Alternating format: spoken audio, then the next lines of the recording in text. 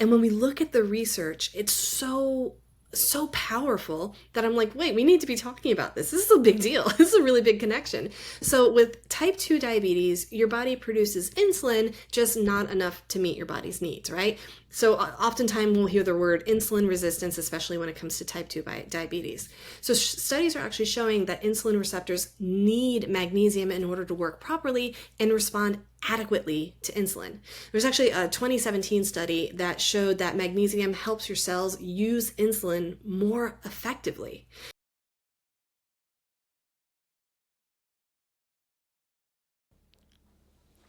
Welcome to Thriving with Diabetes, the podcast where we empower people with type 2 diabetes. I am your host, Gamden, a holistic wellness coach, helping people overcome challenges related to type 2 diabetes. As a holistic wellness coach, I have dedicated my passion for health and wellness to helping people like you navigate the complexities of diabetes. I believe that with the correct knowledge, support, and mindset, you can manage your health condition more effectively and lead a fulfilling and vital life. In this episode of Thriving with Diabetes podcast, we are talking about magnesium as a key element in diabetes management. Our guest today is Natalie Jurado, a magnesium expert on a mission to spread awareness about magnesium. Throughout our conversation, we will explore the powerful connection between magnesium and diabetes. From understanding the importance of this mineral to its potential benefits for blood sugar control. I'm so excited to have our guest with me today, Natalie Jurado.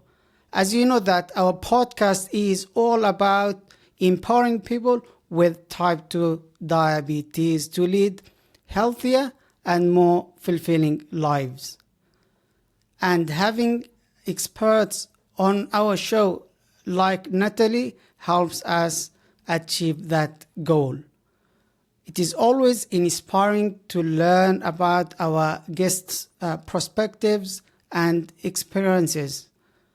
Before we dive into our discussion, I would love for Natalie to introduce herself, share something or background about her and what she does.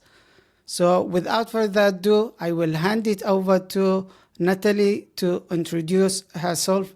Natalie, welcome to Thriving with Diabetes podcast. Well, thank you so much for having me on the podcast. This is my favorite topic in the world to talk about. I can talk about magnesium all day long. So people often ask, they're like, why magnesium? How did you learn about it? How did you even get involved in it? And it came from a time not so long ago. It was probably around 8 years ago that I was really struggling. I spent most of my days anxious, overwhelmed. I was dealing with panic attacks. I had terrible insomnia.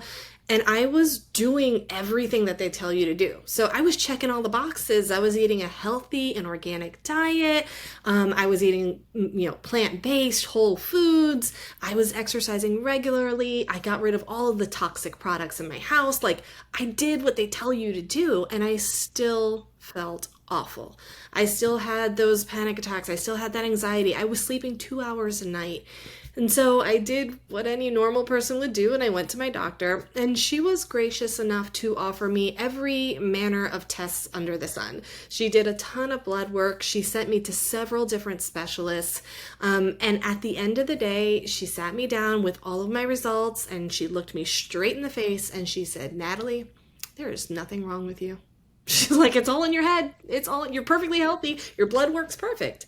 And I felt so defeated. Like I was so happy that yay, I was healthy. But on the other side, I'm like, but then why do I feel this way? And so I kept searching, I kept pushing, I kept looking for answers, and I stumbled upon magnesium. I actually started using it on my skin at first, and literally within 1 week, I went from sleeping 2 hours a night to sleeping about 6 hours a night. I didn't have any panic attacks, and then my anxiety started to normalize. And so that kind of got this huge light bulb going on in my head as to wait a second, what is magnesium? Why is it helping me? How did I discover? Like I felt like I discovered a brand new thing in this world. And so now I've spent my days educating other people so that they never have to feel the way I do. So my mission is to really kind of spread the message and spread the news about magnesium in every way that I can. Brilliant, brilliant. Thank you for sharing this very interesting story and inspiring as well. And I have heard that you were following a healthy lifestyle, and at the same time, you were suffering from some health issues, like panic attack or something. And at the same time, you had issue with sleep, right? Yeah, that's correct. It's funny because I was eating a lot of the magnesium rich foods that you're supposed to eat. So I was eating, the greens, the nuts, the seeds, all that kind of thing. And it still wasn't enough to make up for the deficiencies that I was dealing with.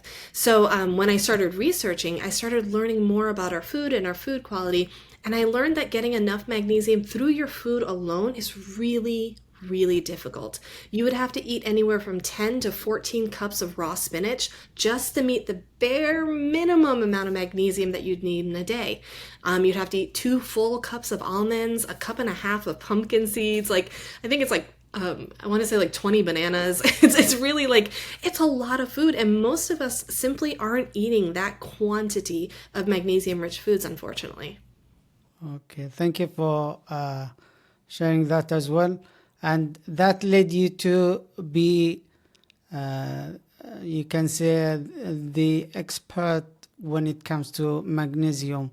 So I think that understanding the role and the benefits of magnesium in the body is helpful. So if you can share with our audience, why is magnesium so important to achieve optimal wellness, and what some of the benefits it provides? Sure, absolutely.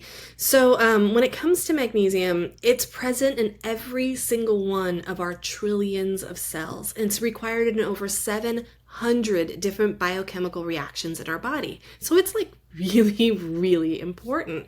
It's responsible for energy production in the body. It regulates our insulin and our blood sugar. Insulin receptors actually depend on magnesium to function properly. It relaxes our muscles. It's involved in nerve conduction. It is a powerhouse mineral that our body depends on in order to function the way it's supposed to. So one of the questions people always ask is, well, how do I know, if I'm magnesium deficient? And here are just a few of the symptoms that are associated with magnesium deficiency. So we're talking, regular and chronic headaches and migraines. We're talking insomnia, restless legs, muscle spasms, muscle cramping, pain in our joints, hormonal imbalances, high blood pressure, high cholesterol. Those are just some of the diverse symptoms that are associated with magnesium deficiency. And when we look at the numbers and when we look at the research, the National Institute of Health has said that close to 70% of Americans fail to get enough magnesium in their diets every single day. So it's a big deal, and a lot of people are dealing with it. And it's so funny because it's just a mineral. It's an easy thing to fix. It's just so many people are unaware of it. Brilliant. I went to a health and wellness event, and I met, I think, 1 or 2 companies. The whole or the product line were all about magnesium, and I was surprised why this company or why do you establish a company that focuses on only one mineral? So, as you mentioned, it's a big deal, so we cannot neglect it. 100%. It really is underrated in what it can do for our health. And I think, at least my mission is to let as many people know about it so that we don't have these misconceptions about magnesium, so that we know when and where and how to use magnesium in order to really impact our health in a positive way. Brilliant. Thank you for sharing these great insights regarding magnesium. And you know that magnesium is highly recommended for people with diabetes, and this will lead us to discuss the link between magnesium and diabetes. So my question is, how does magnesium intake impact diabetes management, specifically in terms of blood sugar regulation and overall health? Yeah, that is a wonderful question. And I think that this is one of those things that is not spoken about enough. And when we look at the research, it's so powerful that I'm like, wait, we need to be talking about this. This is a big deal. This is a really big connection. So with type 2 diabetes, your body produces insulin, just not enough to meet your body's needs, right? So oftentimes we'll hear the word insulin resistance, especially when it comes to type 2 diabetes. So studies are actually showing that insulin receptors need magnesium in order to work properly and respond adequately to insulin. There's actually a 2017 study that showed that magnesium helps your cells use insulin more effectively. Oftentimes in the studies, we see a lot of a beautiful correlation between people with type 2 diabetes and their magnesium levels. We actually see that people with type 2 diabetes often have lower levels of magnesium in their blood. So we're seeing this correlation between these two things. And of course, more research needs to go out there, but it's definitely a red flag when we're looking at the relationship between diabetes and magnesium. We're also finding that those people who tend to consume less magnesium typically have poorer blood sugar regulation, and they become a higher risk for type 2 diabetes as well, as opposed to people who consume adequate amounts. So there was another study that I thought that, like, I read this study and my mind was just like, whoa, completely blown. It was actually done in 2020, and this study found that those with the highest regular intake of magnesium in their diets, so people who normally consume higher levels of magnesium, they had a 22% lower risk of developing type 2 diabetes than people who do not consume adequate magnesium. So, I mean, that's huge. I mean, imagine the protective risk, how much magnesium protects you from the risk of diabetes. 22% is nothing to sneeze at, Unfortunately, there's a flip side to this, right? The other side of this is that the more sugar that you consume in your diet, the more magnesium you're going to lose from your body, right? So for every 1 molecule of sugar that we consume, it takes 54 molecules of magnesium to balance that out. So if we eat a ton of sugar and then expect our magnesium levels to stay, nice and high, it's not going to happen. The more sugar you eat, the more magnesium goes lower. And the lower your magnesium goes, the harder it is for you to process that blood sugar. So it's like this vicious cycle that happens to people. This is very interesting information. This is the first time to hear that. So sugar acting like anti-nutrient when it comes to magnesium, right? Yep, it does. Sugar causes your kidneys to dump magnesium, basically. Oh, that is a very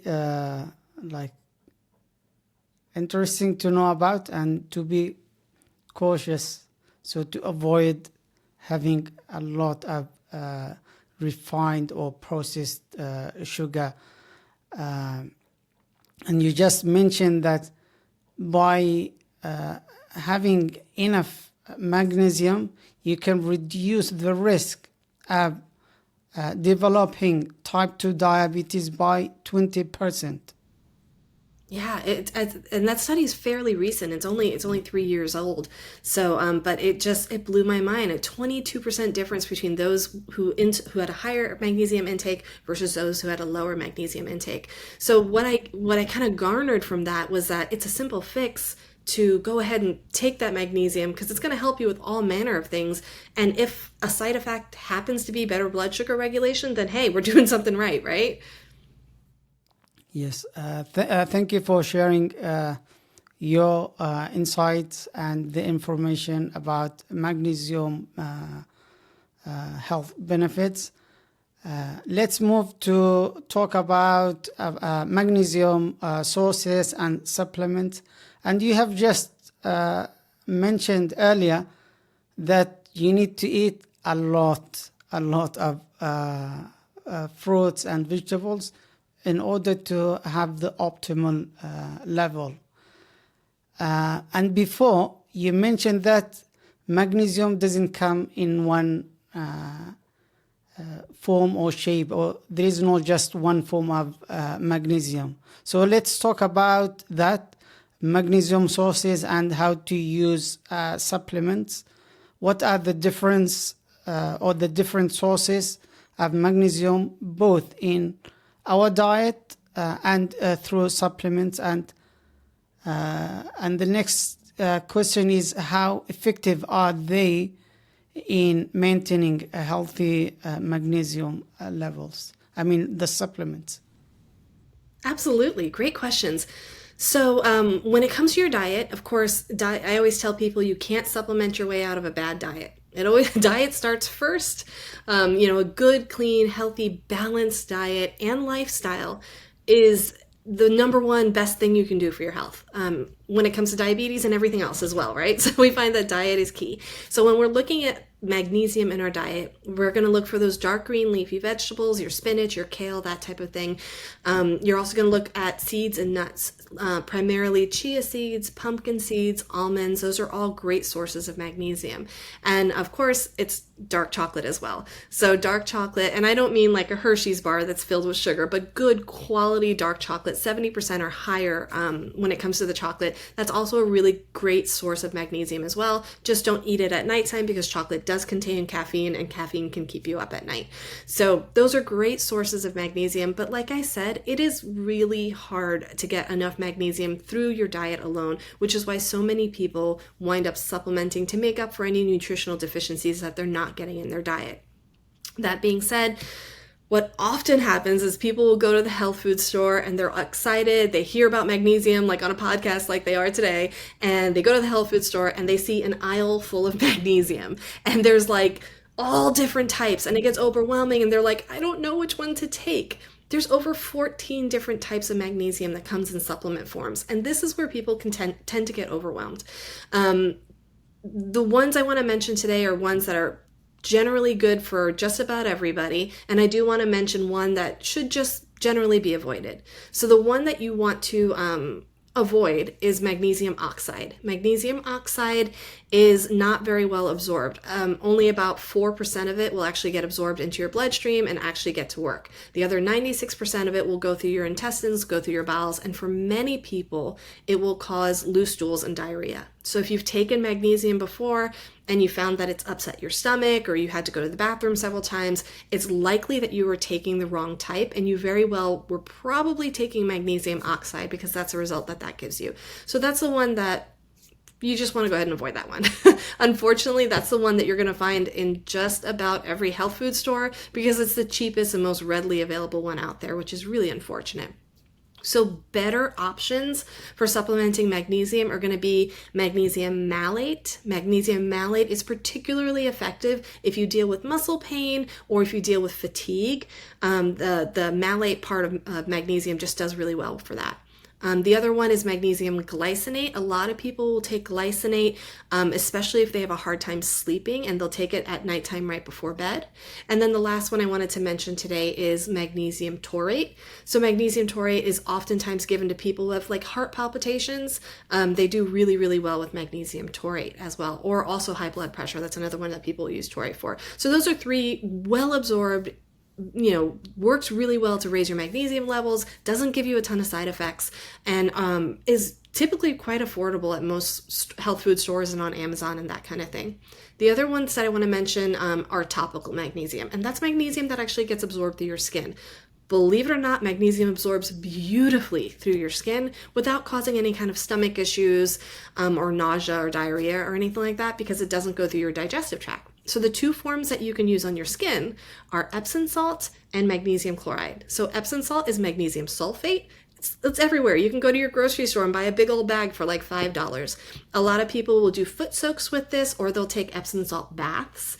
I don't know about you, but it was an an old family recipe. It was always, if you threw your back out, if you had a sprained ankle, if anything hurt, you just soak it in Epsom salt and you feel better. And that's because of the magnesium that's present in there.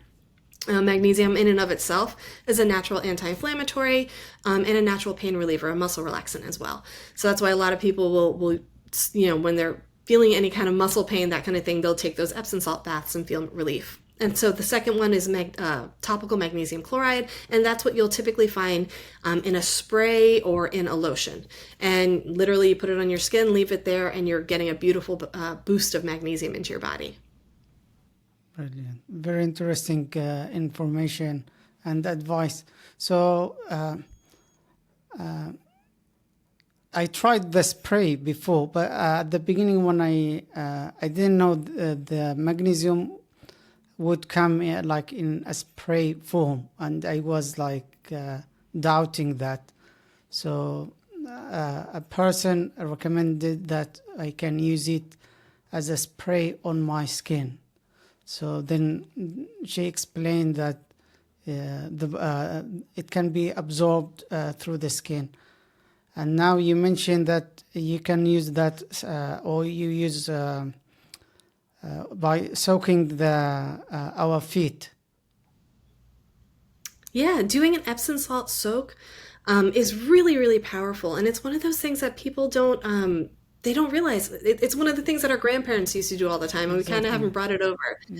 So if you want to do an Epsom salt soak, you can do it in the bathtub. I recommend using 2 cups of Epsom salt.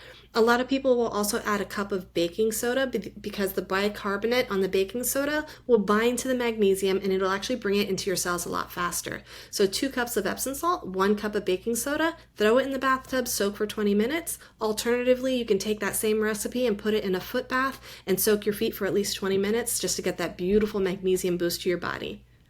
Brilliant. Thank you for sharing that. Just to summarize this point, first you fix the diet, and you try to get magnesium from food. Then you support that, or you complement the diet with supplements as you suggested through quality magnesium. Absolutely. That's exactly right. You always start with diet first, clean it up, make sure you're monitoring how much processed foods and sugar you're eating, how much caffeine you're eating. Caffeine and alcohol are another 2 substances that will quickly drain your magnesium levels. Both caffeine and alcohol are diuretics. Diuretics are going to pull all that magnesium out of your body, and you're going to excrete it through your kidneys, through your urine. So if you are a heavy drinker, consider cutting back or even quitting altogether. And if you're drinking more than 1 cup of coffee, it's something you might want to consider pulling back on a little bit if you're taking in too much caffeine as well. Brilliant. Thank you for sharing this information. You have already mentioned some symptoms and warning signs to magnesium deficiency. If you can just mention the top 3, maybe up to 5, just to make sure that people will recognize them. Absolutely. So when it comes to types of magnesium, for oral magnesium, if you want to supplement with oral magnesium, we're going to look out for magnesium malate, magnesium glycinate, magnesium taurate. All 3 of those are fabulous forms of magnesium. We do want to avoid magnesium oxide at all costs. And then for topical magnesium, we're looking at Epsom salts or magnesium chloride, which comes in a spray or a cream. Those two options are wonderful options for boosting your levels as well, and they don't cause digestive discomfort. So if you deal with digestive issues like IBS, Crohn's, leaky gut, inability to absorb nutrients through your food, then you may want to opt towards the topical magnesium instead, because they don't cause the digestive upset. Brilliant. Thank you for sharing that as well. I meant about the symptoms. How do I know that I have or I'm suffering from magnesium deficiency? Yeah, absolutely. So the core symptoms you want to look for are sleep issues like inability to sleep or inability to fall asleep or stay asleep. So sleep issues are a red flag that you're low in magnesium. Headaches, migraines, muscle pain, muscle cramping, muscle twitching, all of those are forms of magnesium deficiency. And then inability to handle stress. So if you feel constantly overwhelmed, like your brain is running constantly, you have a lot of anxiety, a lot of stress in your life, that normally you would be able to handle these things, but now it feels like it's getting out of control, that can also be a real big red flag that you have magnesium deficiency. We also find that people who have high blood pressure, people who have high cholesterol, and of course high blood sugar, those are also some red flags for magnesium deficiency as well. Brilliant. Thank you, Natalie. Great and valuable information and advice. Thank you for that. When you want to start something, usually you will hear some myths or misconceptions. So let's touch on misconceptions that might exist about magnesium and diabetes. If you could share some myths or conceptions about magnesium and type 2 diabetes. Absolutely. So the biggest myth, the biggest misconception when it comes to magnesium is that a regular magnesium serum test will show your deficiency. And that is 100% false. Oftentimes people will say, okay, well, I went to the doctor, they did a magnesium serum test, it says I'm perfectly fine, so I'm not deficient. The National Institute of Health has come out and blatantly, publicly printed that a majority of your magnesium, close to 60% of it, is actually stored in your bones. The other 40% is stored in your muscles, organs, and tissues. Less than 1% of your body's total magnesium is found in your blood. So when we do a magnesium serum test, we're solely looking at our blood. So we're only looking at less than 1% of our body's total magnesium status, and we're trying to derive conclusions from that teeny tiny percent that's happening in our blood. The truth of the matter is, magnesium deficiency, you could be magnesium deficient for quite a while before it will ever show up in your blood. So if you have had a blood test done, don't put all of your eggs into that basket. It very well may be that you are struggling with deficiency, even though you're being told, hey, your blood work's normal, which is exactly what happened to me 8 years ago when I was struggling severely with magnesium deficiency to the point where it was completely impacting my life. And I was told, but your blood work's normal. Well, it doesn't make sense because less than 1% of your body's magnesium is stored in your blood. So that is one thing you absolutely have to look out for. There are better tests to assess magnesium deficiency. Unfortunately, we don't see them being used as widely as they should be, namely a magnesium RBC test. That test is a much better indicator of true magnesium deficiency. Brilliant. Thank you for sharing that. I was going to ask you how to get started and what test to look for, and you have just answered that question. You mentioned blood test, which is the most or the most test anyone can do, but it will not reflect the actual amount. Yeah, and actually the National Institute of Health, they say that the best way is to just judge by your symptoms. So if you are dealing with all of those symptoms of magnesium deficiency that I mentioned before, start taking magnesium. If your symptoms go away, okay, well then now you know it was magnesium deficiency, you just have to continue supplementing. It's the cheapest, easiest, and fastest way to test for it. And oftentimes people will ask, well, do I need to worry about overdosing? Am I going to take too much? What happens? How do I know how much to take? When it comes to magnesium, your body has a built-in safety mechanism. So what happens is if you take too much magnesium all at once, your body is going to prevent you from overdosing by taking that magnesium, filtering it through your kidneys, and it'll come out of your digestive system. So basically, you have too much, your body will quickly get rid of it through your urine and through your bowels. That way, you're preventing yourself from taking too much. Can it be uncomfortable? Yes, you might wind up in the bathroom all day, but it's not going to cause any long-term issues, with the exception of people who have kidney disease, kidney malfunction, anything to do with your kidneys. If your kidneys are not functioning properly, they cannot prevent you from overdosing and do their job. So you should not be taking magnesium unless you are under the direct care of a physician. Brilliant. Thank you for adding that as well. So a test is not a requirement. No, a test is not a requirement, simply because we do not have adequate testing to really show the true magnesium status in our body. Okay. And if someone, like, as you mentioned, was overdosed, so so he or she will go to the bathroom or toilet a lot. Yes, yes. It's unpleasant, but it's your body's way of protecting you. You will notice what was happening. Yes, you'll notice it. Absolutely. Okay, brilliant. Thank you for sharing that. I think you have been providing a lot of information and very, very interesting insights. This episode is going to be a valuable video for anyone with type 2 diabetes or without. Thank you for sharing that information.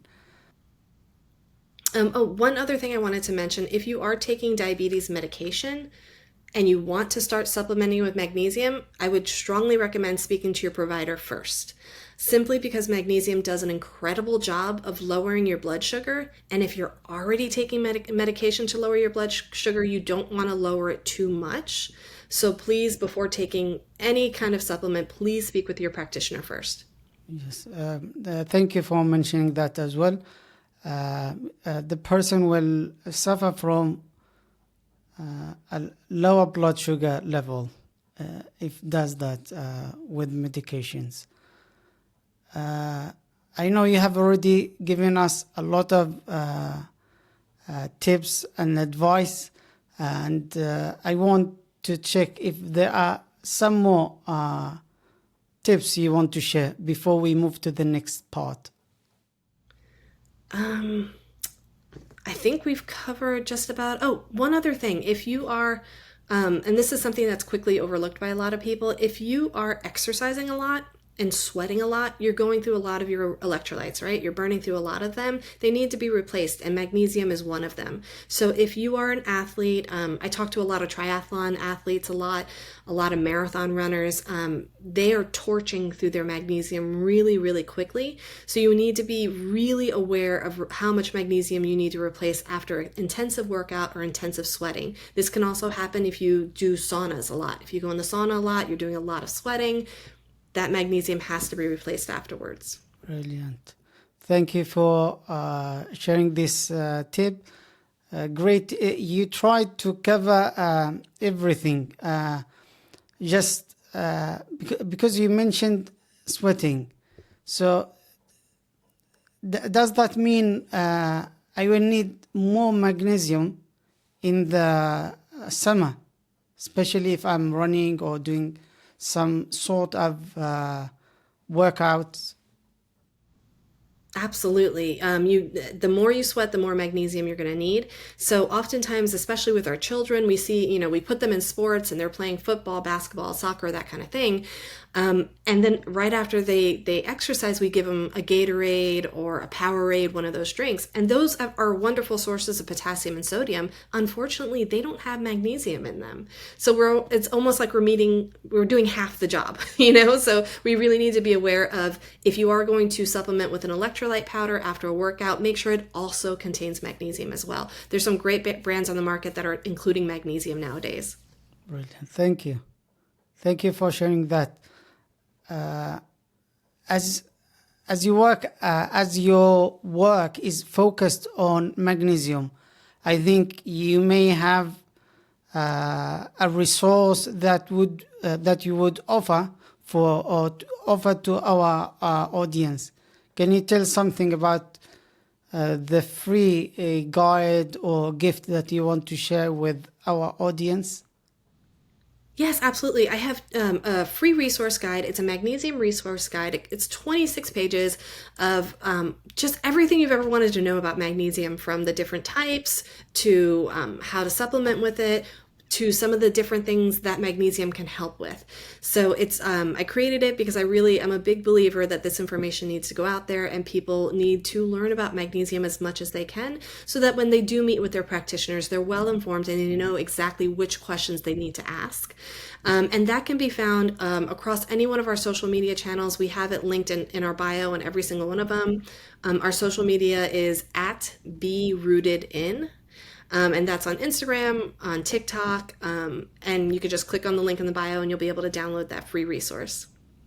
Brilliant. So if I go to your website, can I sign up for this free gift and you send it by email? Yep. You would just go to our Instagram page, click on the link in bio, and you'll drop your email in there, and I will send that resource guide directly to you. Brilliant. Thank you for sharing this free guide, so to help people to learn more about magnesium and how to get started with this very important mineral.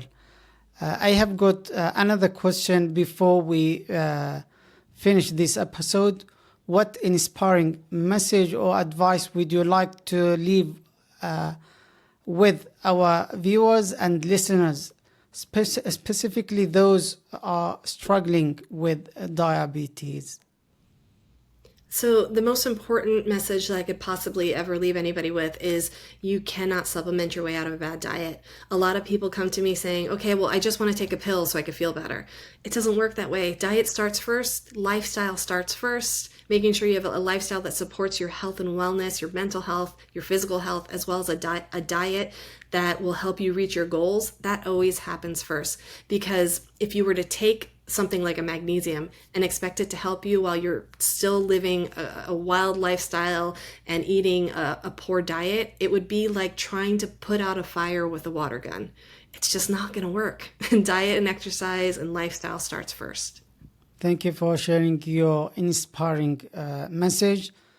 I know that you have already shared your social media account, address, but I was going to ask you, how can people find you or learn more about you and what you do?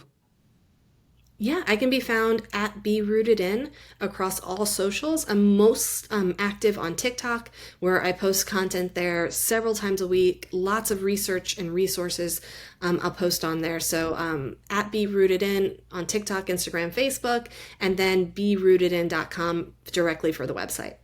Brilliant. Thank you for sharing your contact information. Have you got anything else you want to share or add before we wrap up this episode? I think that's everything. I do want to say thank you so much for what you do to really inspire people and to move people along in their health and wellness journey, especially when it comes to type 2 diabetes. You're doing incredible work out there. Thank you. First and foremost, I would like to express my sincere gratitude for our amazing guest, Natalie Jurado, for generously sharing her expertise, insights, and time with us today. Your contribution has truly elevated this episode, and I deeply appreciate the information you have provided. I want also to thank you, everyone, our dedicated viewers and listeners, for being a part of this episode. If you are seeking additional assistance and support, I encourage you to book a discovery call at wellnessimpact.org.